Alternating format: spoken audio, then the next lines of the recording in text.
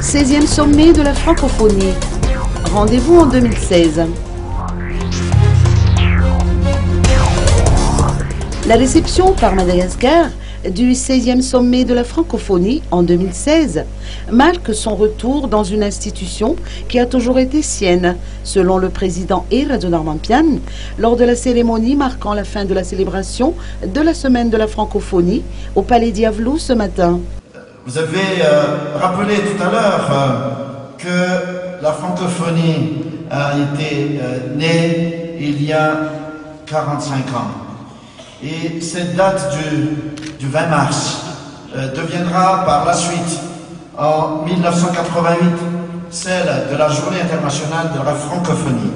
Célébrée avec faste, cette journée donne par ailleurs l'occasion pour les 274 millions, comme ça a été dit par monsieur l'ambassadeur tout à l'heure, de locuteurs francophones à travers le monde, de fêter leur langue commune. Pour Madagascar, la célébration de cette journée est, en cette année 2015, très particulière. Et nous avons pu démontrer notre profond attachement à la francophonie. En effet, à travers les différents événements programmés, c'est la solidarité internationale de nos nations que nous avons mise en avant.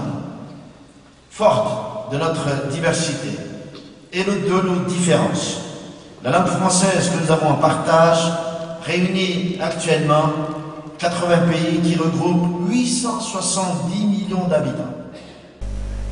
Pour sa part, Béatrice Atala, ministre des Affaires étrangères, a affirmé dans son discours que la francophonie est une force qui unit les pays membres.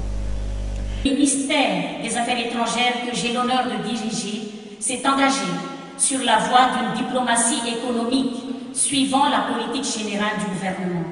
Pour notre part, la francophonie économique prônée par Mme Michaëlle Jean, secrétaire générale de la francophonie, est une opportunité à saisir.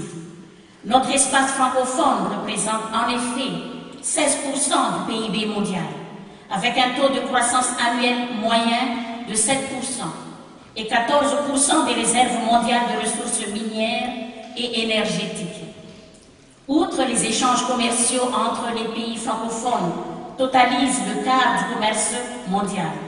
Nous sommes dans un ensemble doté d'un poids majeur dans l'économie mondiale, riche de diversité géographique et culturelle, avec comme force la langue, moyen de communication et d'échange. Et comme l'Afrique dispose environ de 55% de locuteurs francophones, je suis persuadée que Madagascar a donc tout à y gagner. Nous devons ainsi œuvrer pour que la langue française continue à offrir un accès économique au monde du travail pour la jeunesse et les femmes. Avec la mondialisation... La cérémonie Diavelou, honorée par plusieurs personnalités, telles que les ambassadeurs, a également été caractérisée par la remise de lots aux méritants des concours de dessin et de cabage, organisés dans le cadre de la célébration de la semaine de la francophonie. Juste après cet événement, le chef de l'État et son épouse se sont envolés pour la Namibie, où le couple présidentiel assistera à la cérémonie d'investiture du président Hage Geingob Hage Geingob, ainsi que la cérémonie de célébration du 25e anniversaire de l'indépendance de ce pays.